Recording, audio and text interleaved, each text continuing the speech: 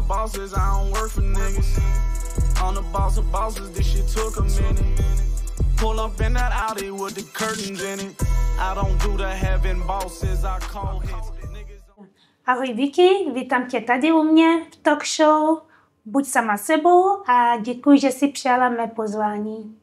Ahoj Jo, já moc děkuji, že jsi mě pozvala a strašně se těším na to, jaký témata dneska budeme probírat. Budeš koukat, tak to jo, určitě. můžeme do toho pustit, ale nejdřív na zdraví. Napijeme. Na zdraví.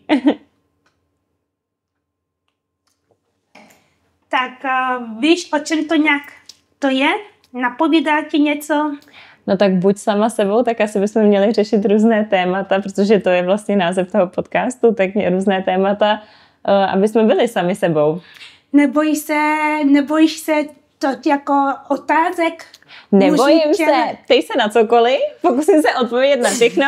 A jestli to bude cokoliv? No úplně na co, no tak klidně, uvidíme. No je to zaměření o tom, aby jsme tady fakt rozebrali všechno, aby jsme prostě byli sami sebou mluvit, co máme na srdci a... Aby to bylo autentické. Aby to bylo autentické, ano. Dobře, Takže dobře. Děkuji. Já děkuju. Tak klidně se ptej, nebo jak chceš začít, můžeme... Tak můžeme začít, dnešní téma bude o vztazi. To je hezký téma, ano. Tak co, máš přítele? Nemám přítele, já už jsem hodně dlouhou dobu sama, vlastně asi rok a půl. A je to takový zvláštní, protože předtím jsem vždycky tak nějak jako měla někoho vedle sebe, nebo jsem se aspoň s někým vídala. A teď už dlouhou dobu nic. Takže je to změna a učím se tím asi být sama sebou, jako spoléhat se sama na sebe a trošku té samostatnosti. Někdy je to náročný, ale říkám si, není na co tlačit, že až přijde ten pravej, tak přijde, ale že prostě Pravda. Už jsem vybíravá. Takže bych chtěla vedle sebe někoho, kdo mi za to bude doopravdy stát. Krásný. A jak dlouho jsi sama? No, říkala jsem asi rok a půl, možná díl, možná skoro 2 roky. Už je to dlouhá doba, no. A co ty? Jak jsi na tom zestala? Počkej. A je to tady. Jako co já? No ano. Co by tě zajímalo? No tak jsi sama? Ano. A jak dlouho jsi sama? No holka, je to trošku složité. Nebudu tě lhát, je to trošku složité z toho, že jsem žena, která ví, co chce. Myslím, že jsem vyrovnaná a nechci se hrnout do něčeho, co nesítím. Já prostě chci, aby to přišlo, ten muž, to bude prostě wow. Řeknu, to je on a jak už máš i dítě, to všechno hraje role. Jo? To je pravda. To znamená, že já jenom tak někoho prostě nepustím k sobě, kdo za to nestojí a nebude v toho hoden. A ty máš vlastně dítě, to jsme možná, aby jsme všem představili, tak jak se jmenuje tvůj syn a kolik mu je? Můj syn se jmenuje Mark a je mu 2,5. Je to strašně bystrý, šikovný, inteligentní dítě, hodně samostatný taky a je prostě fakt šikovný. Takže děkuji Bohu za tohle, že mi to v životě usnadňuje. Na to, že je tak mrňavý, je fakt klidný. Aha, to je super. Takže by si chtěla nějakýho novýho tatínka pro Marka? Nedá se říct tatínka, protože tatínka má svého Mareček má úžasného tátu. Úžasného, který neříkám, že nikdo není nenahraditelný, ale on má nádherný vztah s tátou, že bych mu určitě tohleto možnosti nebrala. A jsem ráda, že můžeme vycházet spolu.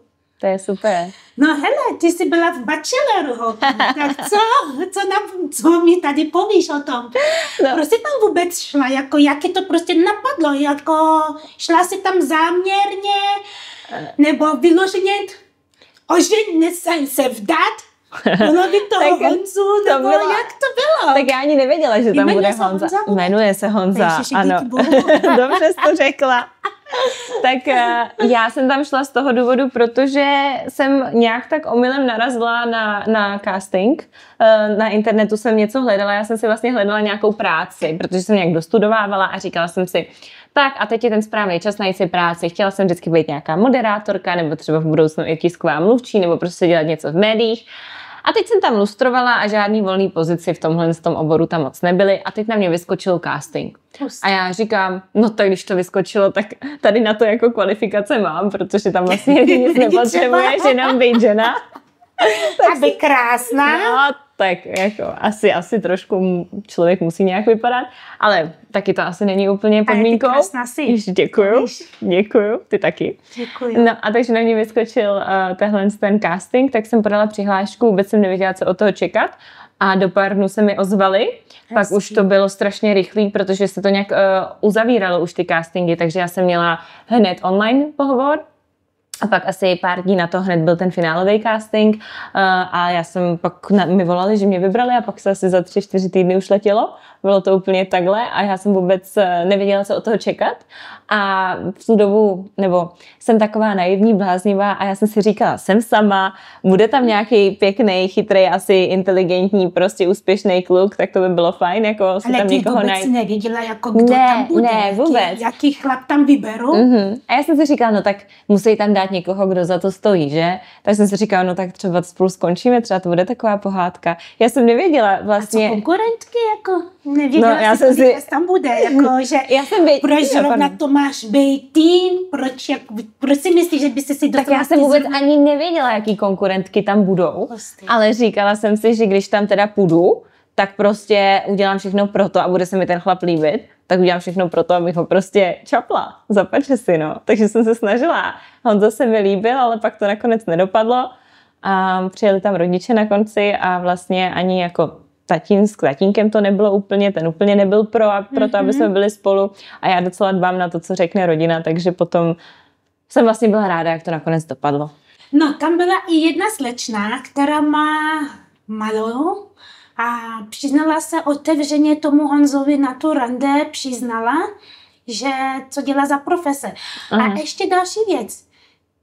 Já si myslím, že ten Honza se jí hrozně líbil a jemu taky se ona líbila, co jsem já viděla, tu krátký úryvek, že to bylo strašně, jakoby mezi nimi to jiskřilo. Proč to takhle prostě pokazila?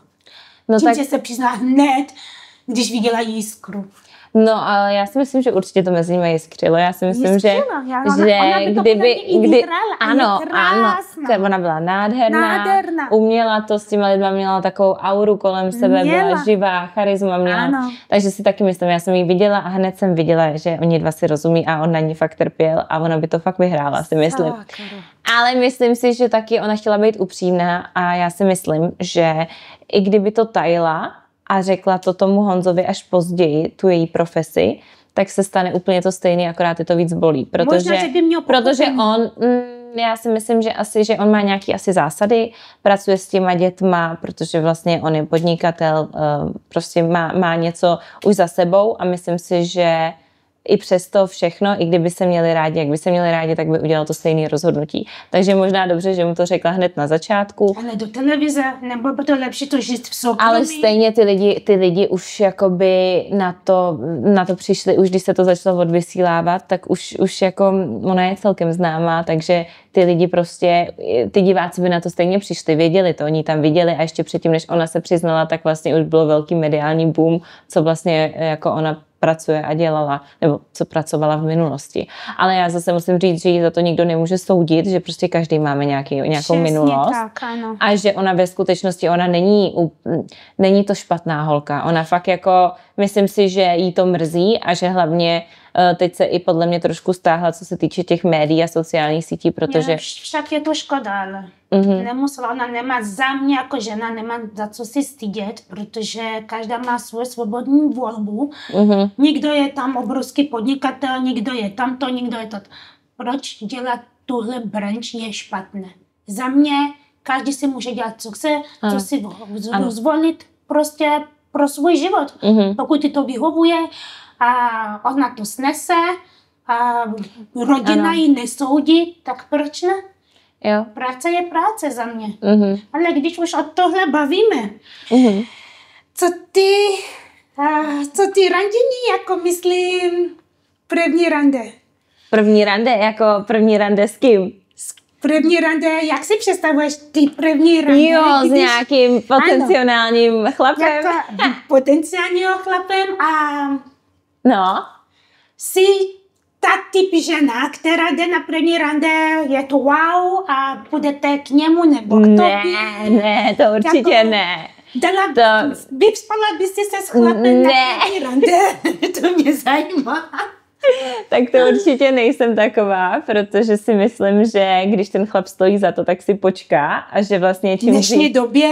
Jo, nevím, jestli nejsi naivná. No, proto jsem možná sama, jo, ale já věřím v to, že čím dřív to začne, tím dřív to skončí a že je nejhezčí to období, kdy vlastně randíte a vlastně nic není, protože je to takový to upřímný, hezký a že máte tu možnost poznat sami sebe, jaký jste jako lidi.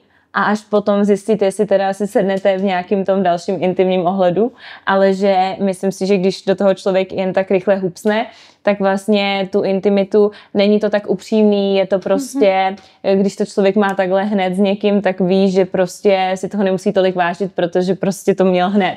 Takže mně se líbí takový to delší prostě oťukávání se. Delší oťukávání znamená co pro tebe? Týden, 2 týdny, měsíc?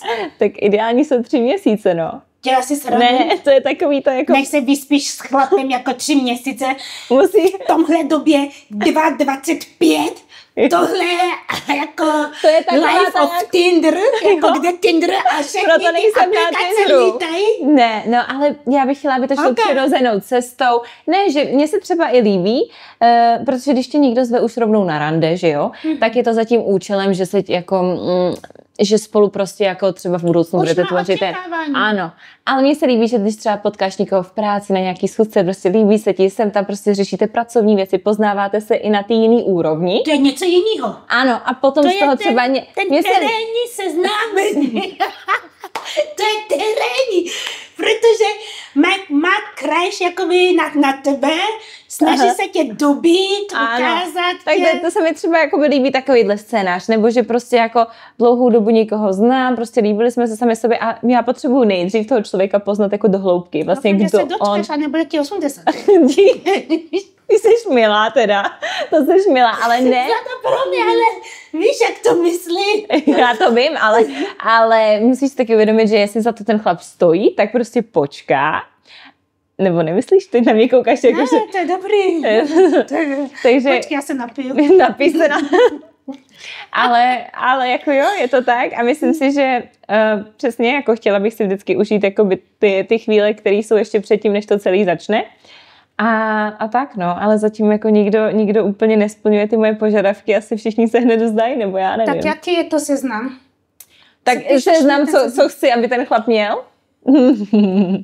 Tak ideálně, dobře, nebudu říkat úplně všechny kraviny, jo, ale asi zásadní je, aby měl nějaké ambice, aby byl cílevědomý, abych k němu zlížela, mohla se o něj opřít, abych prostě věděla, že má nějaký smysl v tom životě a že na něj můžu být pyšná, že jsem pyšná za to, že vedle něj jsem. Takže první, aby to byl prostě ambiciozní chlap.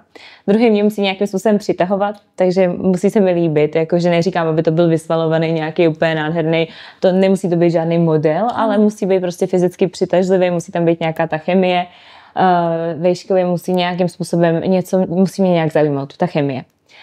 Další věc, co by bylo fajn, by bylo, kdyby už ještě neměl děti a neměl prostě... A co kdyby to byl chlap, který má už děti, nebo má tu rodinu, jako bez ty manželky, ale...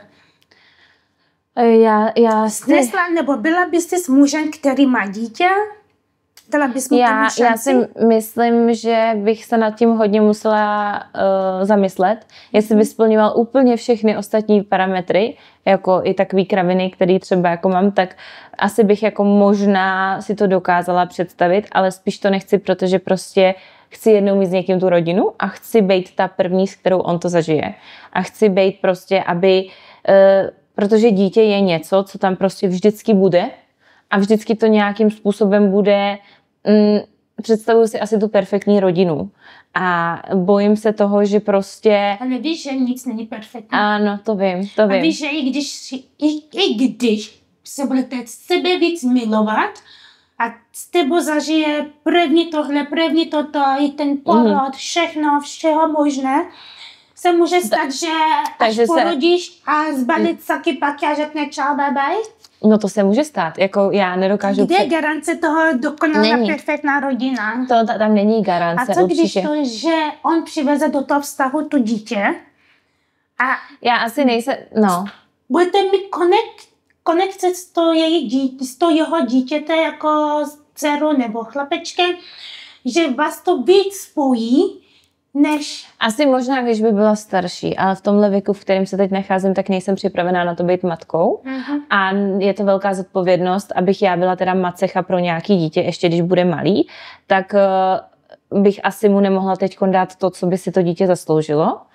A asi prostě jednou bych chtěla, až budu starší, možná se mi ten názor změní, ale teď momentálně bych se bála toho, že to dítě si odnese ode mě nějaký negativní následky, protože prostě nejsem na to připravená. Takže ideálně, aby ten chlap prostě neměl ty děti a aby to bylo takový, takže tohle. Samozřejmě, aby nebyl ženatý, by taky bylo fajn.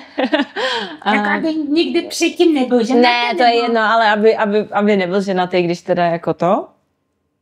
Tak nějakým způsobem, aby to nebylo velký věkový rozstup od nás, aby jsme prostě byli nějakým způsobem mentálně podobně nastavení a měli stejný vize do budoucna a stejný směr, kterým se vydáváme. Že prostě on něco bude budovat, já něco budu budovat, ale aby to nebylo, že on dělá něco, s čím já nesouhlasím. Aby jsme měli prostě nějaký ten souhlas v těch základních bodech, co se týče té budoucnosti.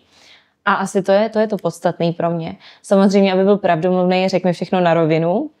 A i třeba, když by, si myslím, že když by ten chlap třeba v budoucnu bychom spolu byli delší dobu a třeba by se mu začala líbit jiná ženská, tak bych chtěla mít ten vztah takovej, že on mi to řekne na rovinu, jak to je a třeba to vykomunikujeme nějakým způsobem spolu, nebo prostě, aby mě netahal za nos, ale aby jsme prostě si mohli říct i ty věci, zdravotní problémy, různý, co budeme mít, finanční problémy, i třeba, když se nám prostě něco daří, cokoliv. Jak se to říká v dobrém i ve zlém, dokud vás smrt nerozdělí. Ano, takže jako to bych si představovala. No a co ty, máš nějaký parametry? Parametry záleží, co konkrétně myslíš? No, co se týče chlapů. Co se týče chlapů, no je toho hodně. Tak už jsem v životě toho zažila, mi tolik ní je. A svoje jakoby nároky pořád mám a přes toho asi nezestoupím z toho, udržím si toho a tak to je.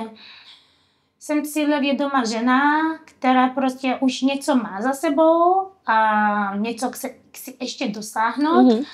Takže já spíš neočekávám, nebo nechci, aby mi chlap tady stavil tady hrad, nebo aby mi tady pořizoval nějaký dovolenkový dům a tohle a tamto. Spíš chci asi chlap, se kterým můžu do života počítat. Prostě zabezpečení určitě jako jistota, protože to je ten základ. Pokud chce mít se mnou rodinu, nebo chce tu dítě, tak si prostě z jeho strany tu jistotu. A neznamená že tu jistotu nemůžeme vybudovat spolu, to rozhodně ne, ale aby nebyl ten lenoch, který bude tady čekat na zázrak, zatímco já pracuju, on tady bude já zlato ještě hledám práce. No tak to rozhodně ne.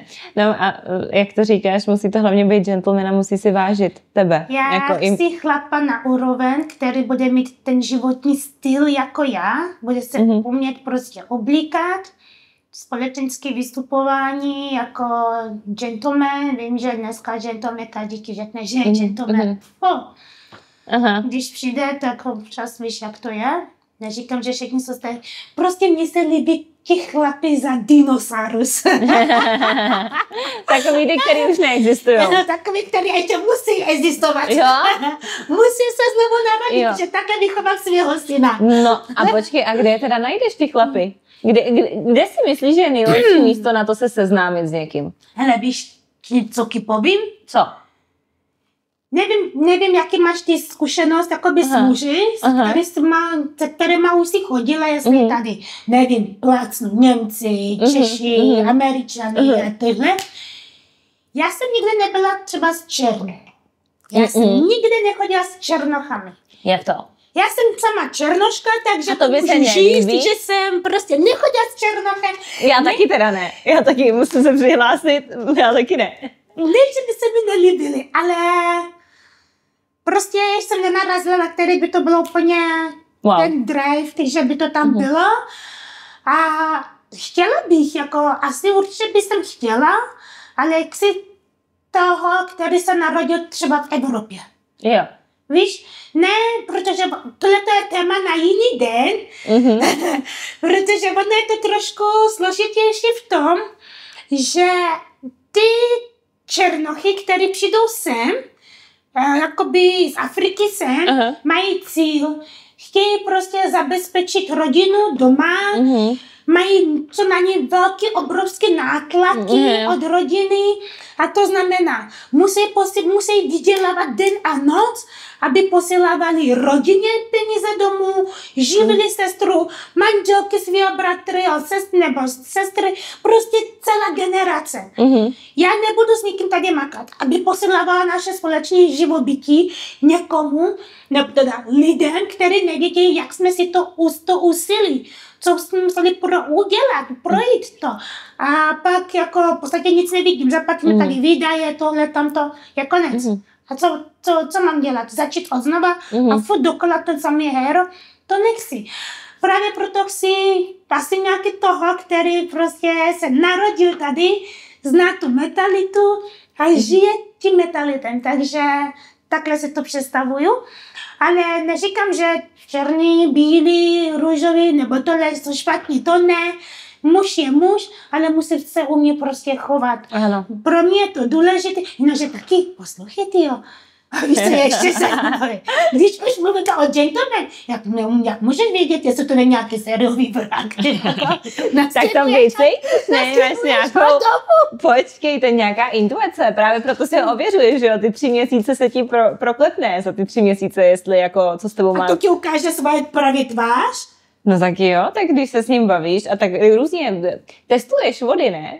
Ptáš se ho na různé otázky, někde mu třeba něco odřekneš, vidíš, jak on bude reagovat, když ho naštveš, jestli bude pištět, jak se bude chovat. Můžeš vidět, jestli vůbec hele, víš co? No. Dobrý příklad je ten chlap, jestli si pamatuješ, taky aféra, ten chlap z Tinder. Jo, ten podvodník. A to se mi jednou... Jak ty ženské můžou být? Počkej, ne, ale mně se to stalo. Mně se to stalo. Prosím vás, potřebuji si dolit.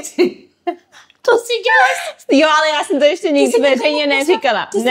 Ne, to bylo ještě úplně jinak. Já jsem to ještě nikdy nikomu neříkala a nebudu zmiňovat ty jména, jo.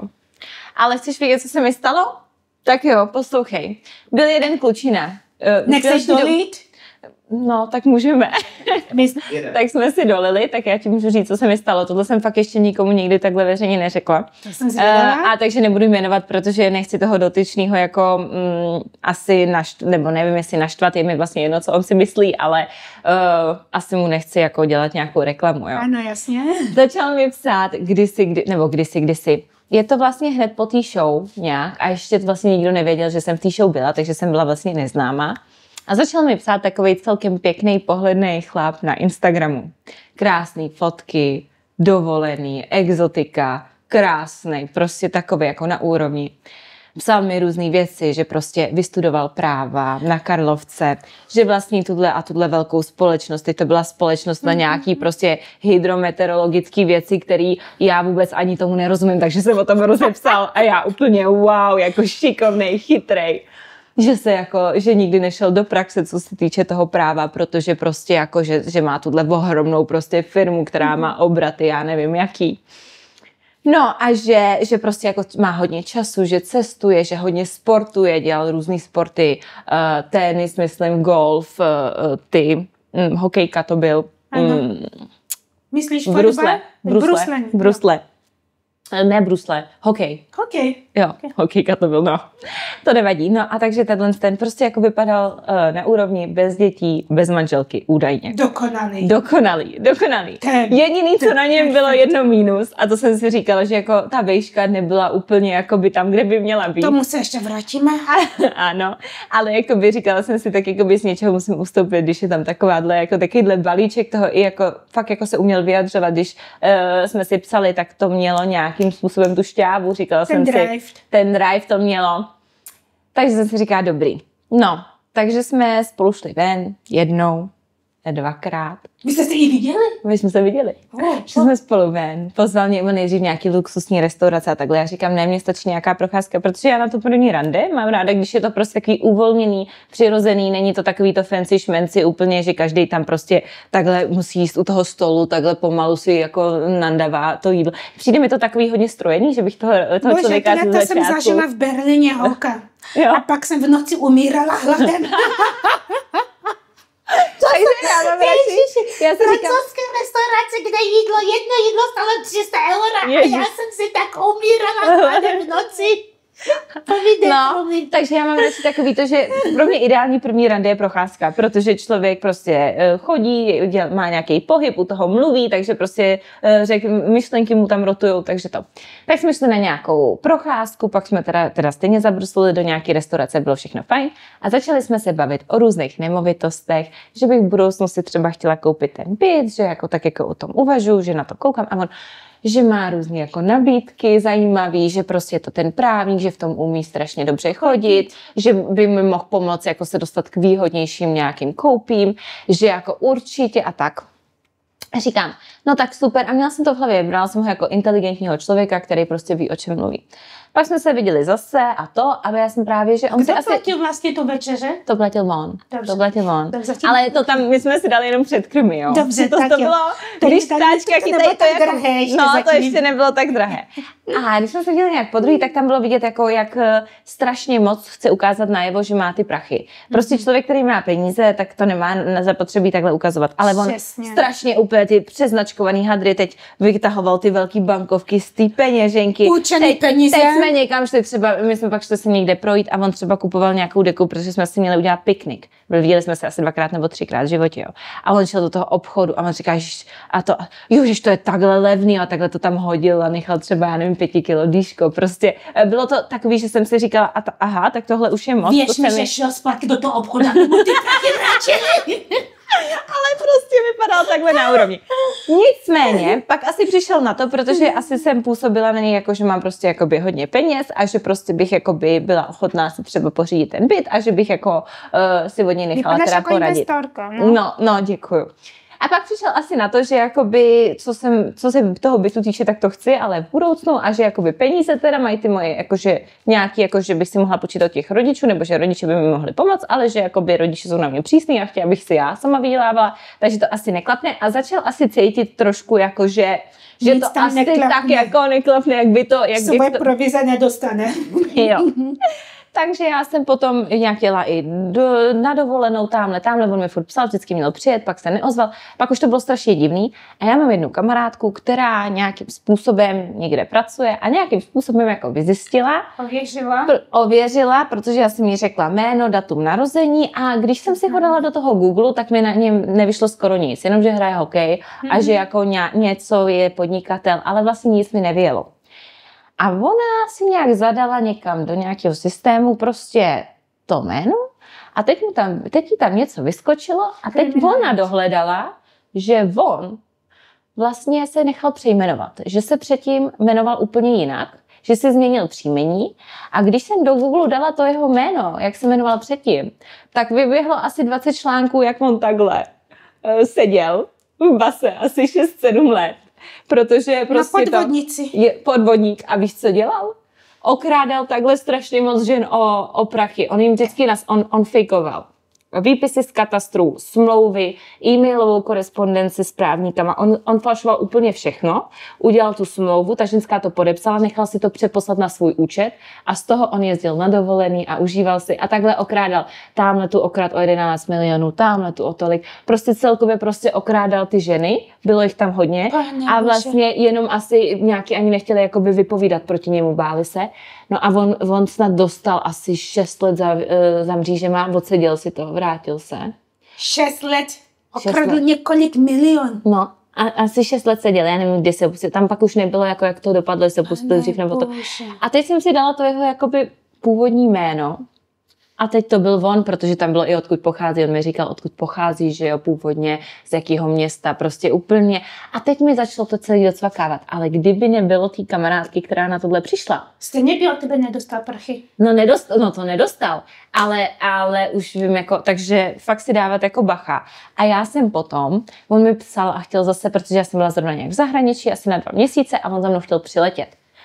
A já jsem mu pak přeposlala tenhle článek a říká, a nikdy za mnou do toho zahraničí nepřiletěl, protože já jsem byla na vícero místech a on vždycky se staví, následoval hory dole a nikdy se neobjevil. Asi si myslel, že mu to zaplatím, prostě jsem jako řekla, no tak přijeď, ne? A já jsem mu teda poslala takhle screenshot toho jednoho článku, jak jeho obličej, že já vím, jak vypadá tam v těch poutech s tím popiskem. A posílám mu, ale nejseš to náhodou ty? A on mi na to neodepsal, tam bylo, že to jeho jméno, s kterým se jako narodil. No, takže to se mi stalo. A rodiče se potom strašně smáli a říkali, že jsem jako utekla hrobníkovi jako z lopaty. Úžasných rodičů.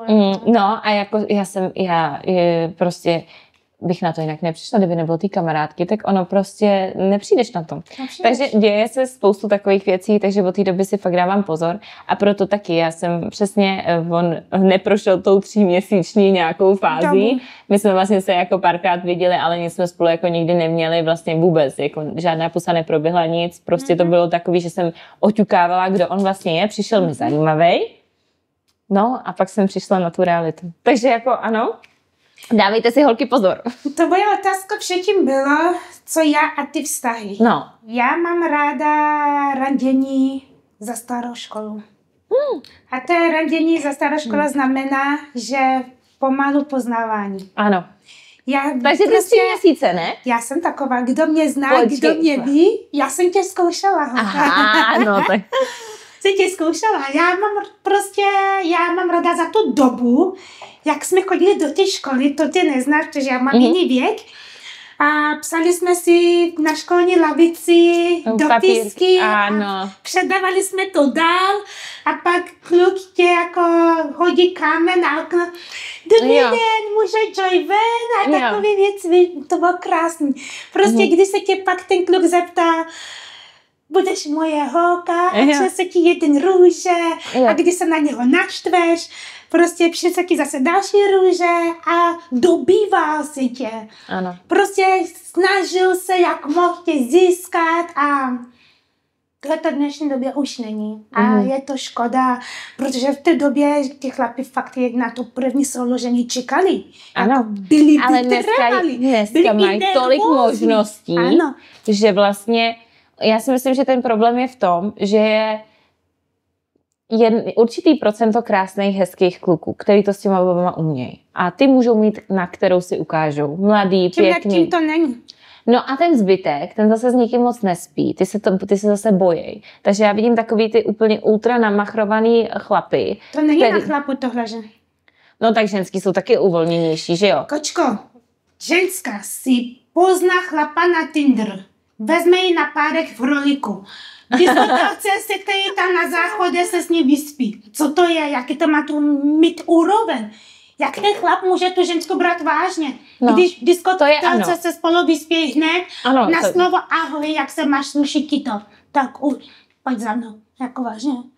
To se děje, to máš pravdu, ale přijde mi to tak, že ty holky jsou teďkon, že si všichni vybírají takový to určitý procento těch kluků, který jsou prostě někde tady a že ten zbytek těch kluků je mi líto, že oni vlastně jako jsou závislí podle mě, když to takhle řeknu úplně jako z plného patra jako na pornu, na filmu pro dospělý, že jako vidím, že hodně, že tam ten velký jakoby nepoměr v tom, že nějaký kluci mají fakt jako celou škálu holek a nějaký nemají žádný. A že je tam ten velký rozdíl. A ty holky jsou úplně povolné. To zase ta skupina introvertů asi taky, ale myslím si, že v dnešní době jako hodně těch kluků třeba nemá to sebevědomí. A tím, že třeba jsou ty filmy pro dospělé a prostě může si člověk jakoby udělat tu potřebu doma, je to strašně veřejně dostupný. Není to škoda, místo, aby oni se třeba by se s nimi byli. No, ale já si myslím, že oni se jako ty lidi v dnešní době strašně bojí jako té komunikace a těch sociálních nějakých jako interakcí, toho odmítnutí, že radši jsou prostě doma a že jako myslím si, že tam jsou jako strašně moc problémů v dnešní společnosti, co se tohohle týče.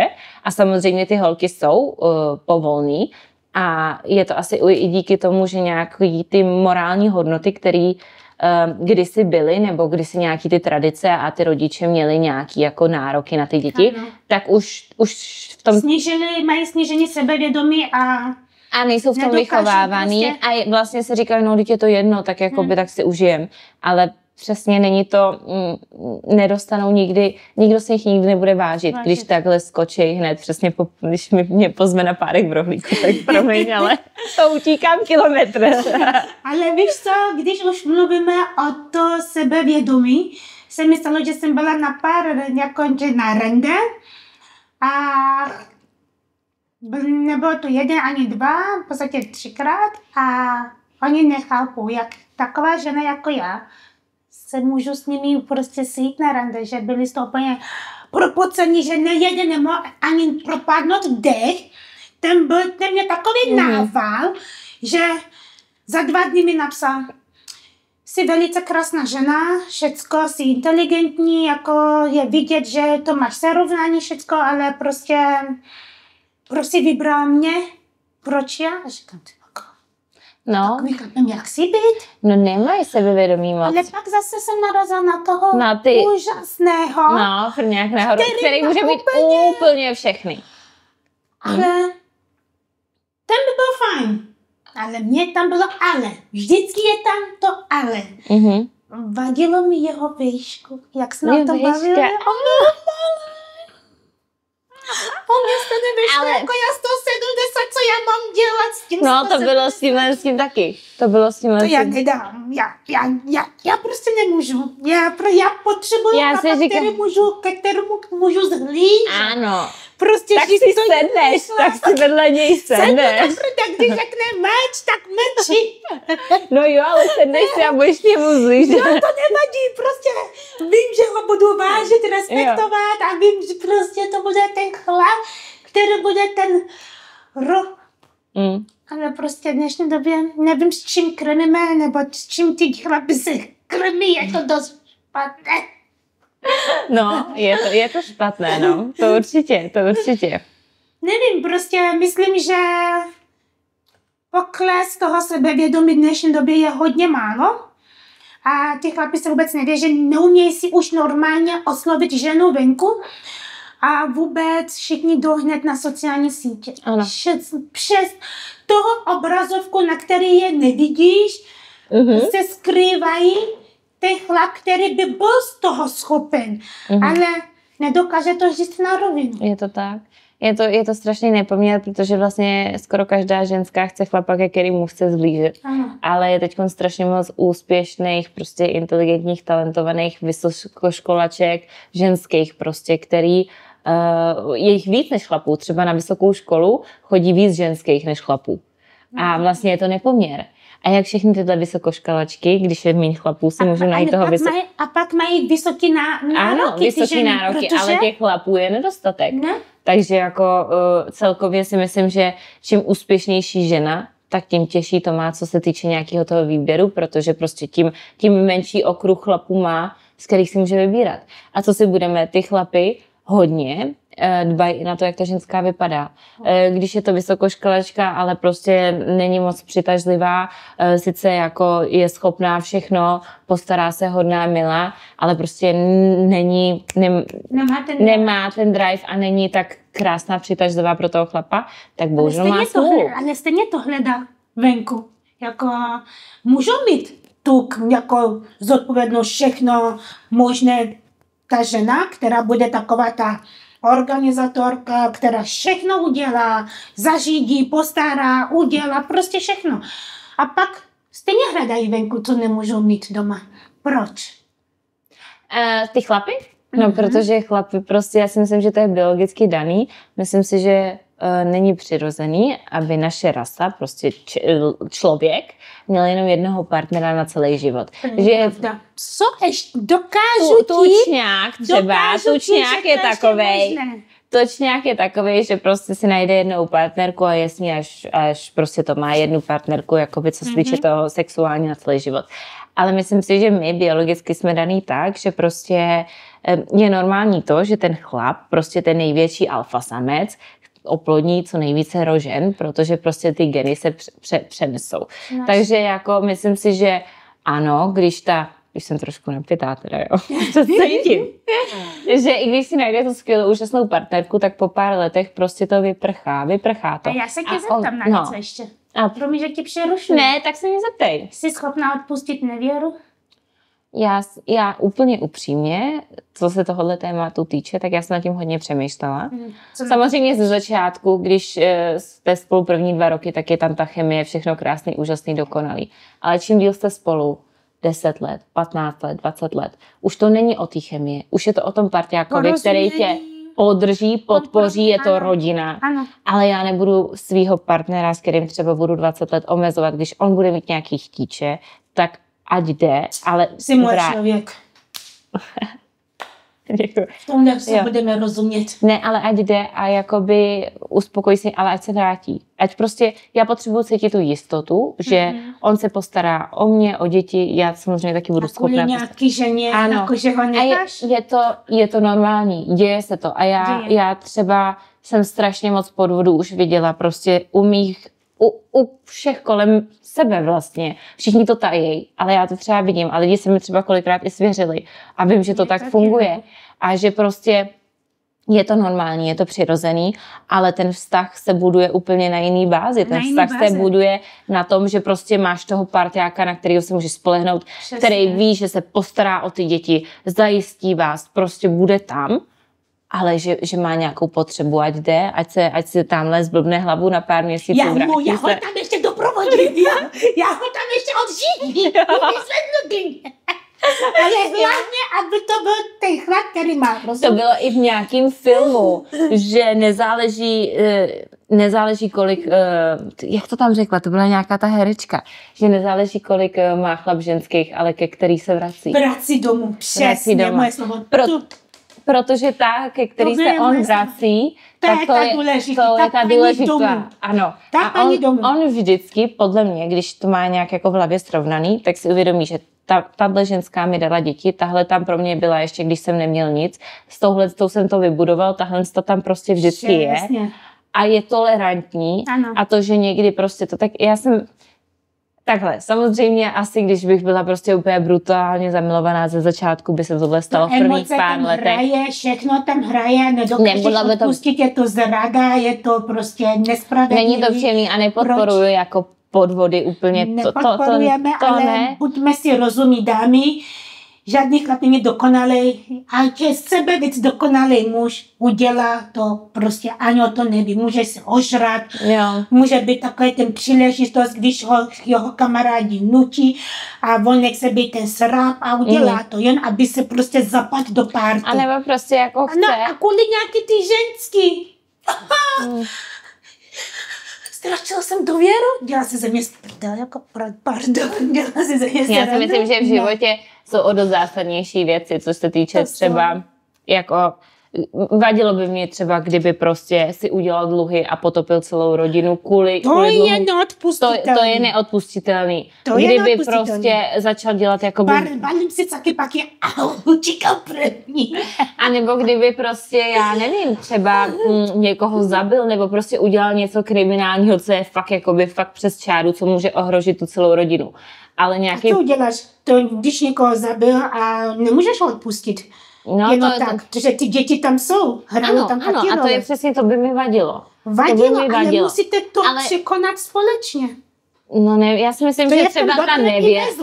Ano. To je to slovo, nezapomeň, dobrém i ve zlém. Ano, ale jsou nějaký hranice, které třeba si myslím, že už bych jakoby si který mám, který kdyby on překročil, tak prostě už vůči respektu vůči mně, tak já bych prostě jako od toho dala ruce pryč. Ale co jsem tím chtěla říct je to, že ta nevěra je vlastně ta nejmenší věc, která nikomu vlastně neubližuje. Je to jenom nějaký, že já vím, že psychicky asi je to pro tu ženskou strašně náročné, když ví, že jí manžel se tam na něco, ale myslím si, že když ten manžel to řekne na rovinu, tak prostě jsme partneři, jako teammates nějakým způsobem a všechno se dá vykomunikovat a že mi to příjemný nebude, ale prostě jako můžeme si vykomunikovat různý pravidla. Ano. A prostě a kvůli těm dětem, kvůli tomu, co budujeme, kvůli té budoucnosti a kvůli těm našim vizím si to nenecháme přece zkazit nějakýma prostě externíma věcma, které prostě jsou a existují. Víš co, já si myslím, tyhle ty hollywoodské páry, které už jsou spolu několik let a roky, si myslí, že tam nemají domluvy, že jsou tak dlouho spolu, když se každý mladý se rozvádí během 24 hodin a tyhle dekády jsou furt spolu, musí to něco být, že jo? Podívej se na toho osobního stráže, ten chlap, jak se jmenuje, Kevin Costner, ten je rozvedený po několik let, myslím, ale ten druhý, já jsem agent 007, ten první v podstatě nebo druhý, se jmenuje, jak se jmenuje ten? Já jsem už napitá, prosím vás, já už jsem vypila asi třetí skleničku, jo? Neberte mě vážně, já teď se budu cítit pěkně blbě. Jo, že jo? Ale já jsem taky. Já třeba tyhle názory jsem nikdy nikomu takhle veřejně neřekla, protože... Ale to je hezký, že jsme se k tomu dostali. No to je hezký, ale já vím, že hodně lidí mě bude odsuzovat, ale prostě myslím to tak, jak to říkám, no. Ale že... já to taky mám. Neboj, máme stejný názory. Ale většina ženských to tak nemá. Každopádně, Joey, já jsem teď docela dost opila, pěkně si tady napila. Ale to můžu ještě hezky využít, že si opila. To snad ne, takže já si myslím, že tohle téma už je u konce a jako vím, že s tím názorem, co mám, hodně lidí třeba nebude souznět, ale myslím si, že prostě všechno se přesně, jak jsi ty říkala, dá vykomunikovat s tím partnerem a když se prostě už jednou rozhodnu, že je to on a fakt jako splňuje všechny tyhle parametry, co třeba já mám, tak nějaká nevěra. No, dobrý, další téma. Další téma, poslední, jestli se mohu zeptat. Co říkáš na názor falešní kamarádky? Lidi, kteří se nám snaží dostat pod myšlenkou, hrajou tam nějaké role a pak v podstatě zjistíš, že nejsou těch, za kterých je považuješ. Protože já je můžu vyjmenovat, protože každý rok je vymazávám. Z Instagramu, z Facebooku, ze všech platform. Takže tak? Tak já to vnímám tak, že co se týče přátelství, tak každý máme nějakou intuici a že ta intuice je silná. A když už od počátku ti někdo nesedne, tak tomu naslouchej a věř, protože to asi nebude úplně ten pravý člověk, s kterým se bavit. A co mi vždycky máma říkala, moje od malička, i když jsem byla malá, tak mi říkala, úplně nejvíc můžeš věřit té rodině. Máma, táta, který prostě pro tebe chtějí to nejlepší, vychovali tě, jsou tam vždycky pro tebe. Ale kamarádka nebo kdokoliv jiný tě vždycky může podělat. A co se týče jako holek, tak myslím si, že když je někdo prostě krásná, chytrá, vzdělaná, šikovná holka, takže ty ostatní ženy jí přirozeně budou závidět něco. A že prostě je to pro ní těžší si najít nějakou kamarádku, protože co se týče toho kamarádství, tak ta závist prostě je nějaká vlastnost, kterou máme asi všechny, porovnáváme se a hraje to tam velkou roli, co se týče potom, že v budoucnu ten člověk může tě mít strašně moc rád, ale může být tak nespokojený sám ze sebou, že ti ublíží a otočí se proti tobě jenom proto, protože on je nešťastný. A myslím si, že ty hezký, chytrý holky to mají o dost těžší, co se týče toho ženského přátelství, ale i toho chlapského, protože co se týče chlapů, tak ty se zase s tebou chtějí jenom vyspat nebo užít si s tebou, ale vlastně je to vždycky něco za něco, nebo třeba máš skvělýho kamaráda a on se do tebe po nějaký delší době zamiluje a prostě to kamarádství úplně schoří.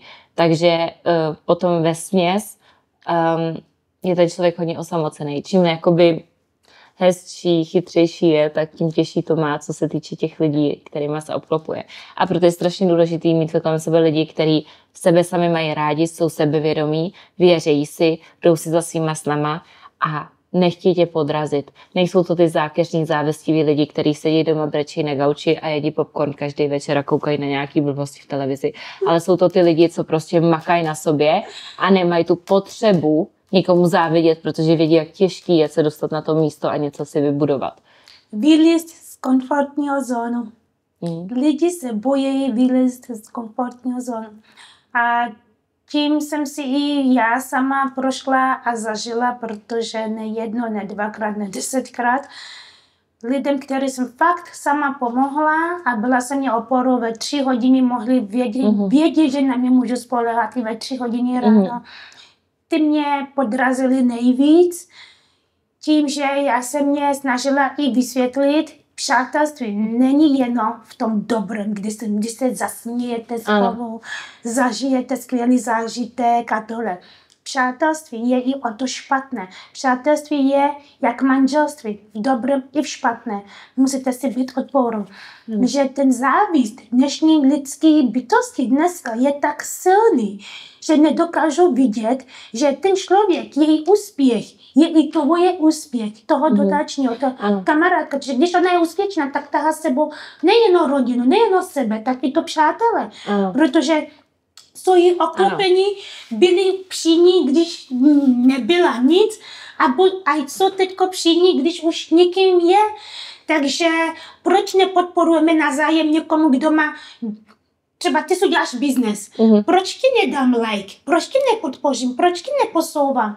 Víš, co myslím? Prostě podpora, že moje kamarádka otevřela tam butik, je to úplně úžasný. Vyzkoušej si to, je to úžasné, já sama to nosím a takové věci. Proč? Proč se nedokážeme motivovat a pomáhat se navzájem? Proč je ta sobeckost v tom České republice je tak silný? Protože to tak není. Ale v Čechách je to brutálně závist. A je to zakořeněný historicky, si myslím. A co já tak vnímám, tak co je strašně důležité, je si uvědomit, že to přátelství vždycky má být 50/50.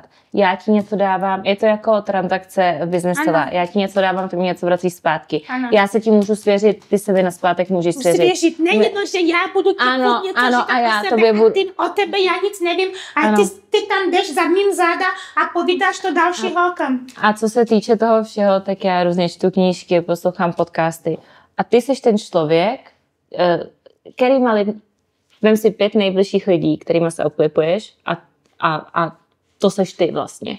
Musíš se obklopovat těma lidma, který mají stejný záměry, stejný mentální nastavení, který chtějí to stejný od života. Protože jinak ty lidi třeba, co mají z dětství nějaký kamarádi, oni jsou třeba fajn, měli jste spolu strašně krásné dětství, ale mají jiný směr v tom životě. Ano. A to jsou ty lidi, který nemůžeš sebou furt táhnout nahoru, protože jsou to koule u nohy.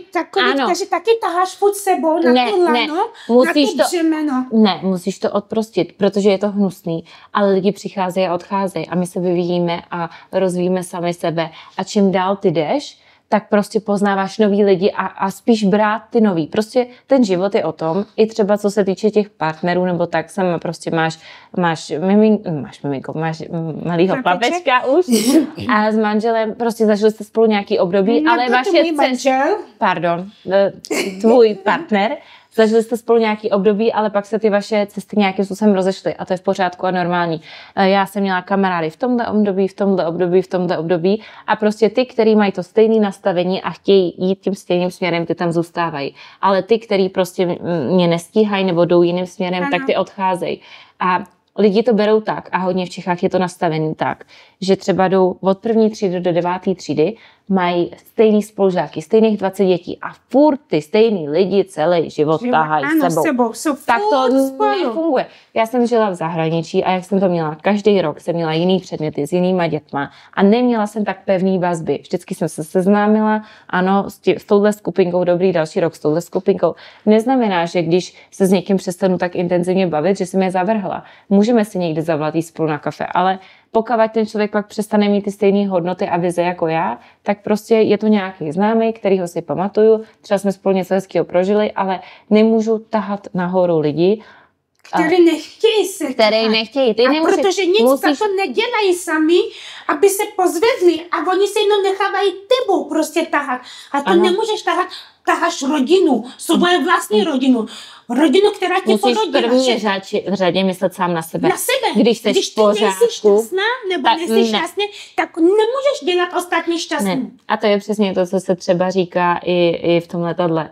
Když prostě to tak první nadat masku sobě, zachránit sama sebe, pak až to dítě a to okolí. Je to tak.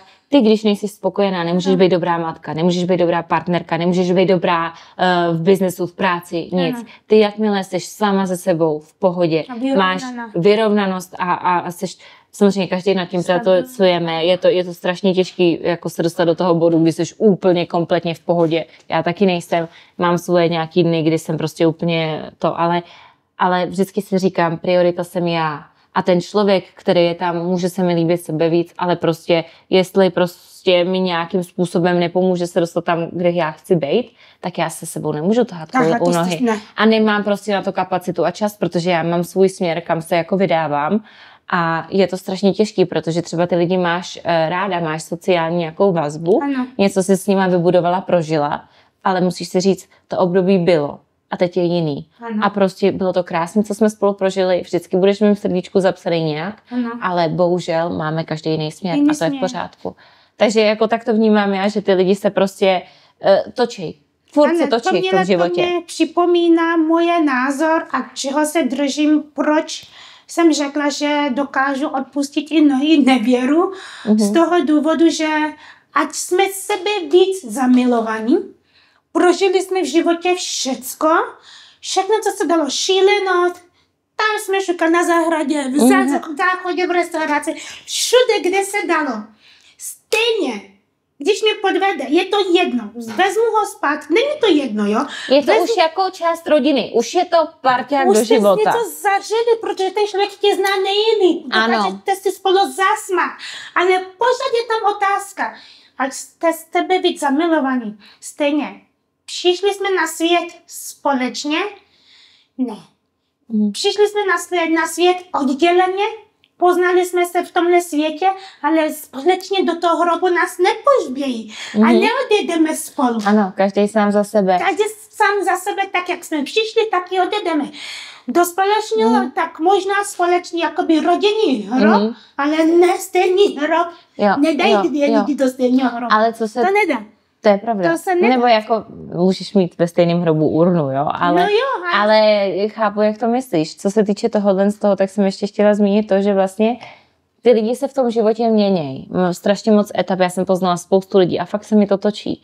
A co se týče toho, tak ten partner, když si ho vezmu a budu s ním, tak to už není jako člověk, který se mění. To musí být ten člověk, který tam bude i přesně v tom dobrým a zlém a ta stabilita, protože tam musí být ten balans. Lidi se mění, odcházejí, přicházejí, ale ten jeden partner, který prostě to zázemí, ten domov, ta vlastně už rodina, už to je prostě někdo, s kým počítáš, tak když musíš mít nějakou tu stabilitu. A já třeba teď jsem žiju sama a nemám úplně nikoho, komu bych se mohla úplně se vším svěřit, s kým bych mohla probírat ty věci. Prostě je fajn mít taky pevnou půdu pod nohama a mít toho jednoho. A toho přesně tu nevěru, jo, my se o tom můžeme pobavit, jestli chceš, dobrý, OK, ale jsi prostě už rodina. Jsi už prostě část. Ale tomu manželovi taky potřebuješ si uprostit a jít někomu se svěřit. Ano. Jako žít to úžasnému ty úžasný kamarádce, to člověk, která ti vždycky naslechne, ty jí.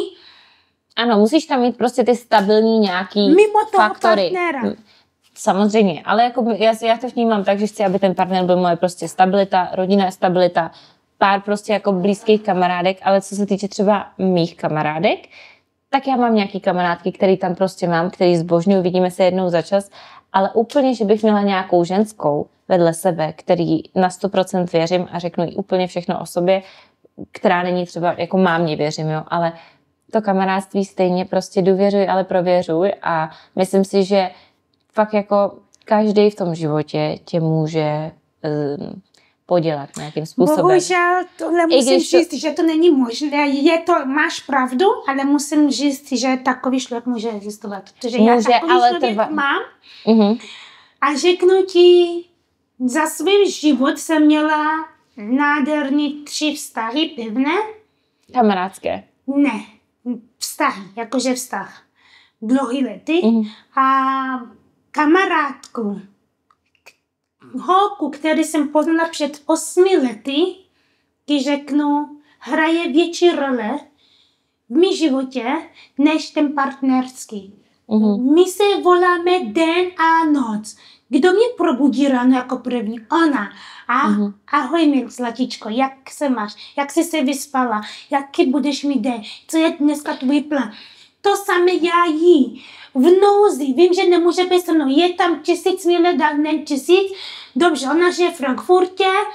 A to je člověk, která je, jak se to říká, emancipovaná žena, která je, já jí říkám boss lady. Yeah. V tomhle jsme se pak shodli, našli jsme se, že jsme úplně oba stejní.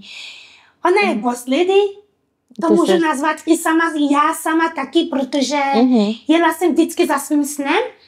A lidi, kteří mě znají, ať jsou to moje klientky, ať jsou to prostě moje přátelé, který fakt jich je mám málo, ale ty málo mi stačí. Ale ona je opak přátelství, který znám do posud.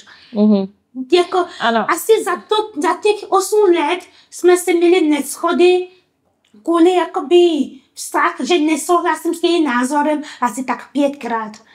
Jo, tak málo, ale vždycky jsme se ve všem shodli. To je super, že takovýhle člověk... Ne, to není moc častý a samozřejmě já třeba takhle to stále mám tu jako rodinu, ty rodiče, pohádáme se, ale stejně, že tam pro mě jsou.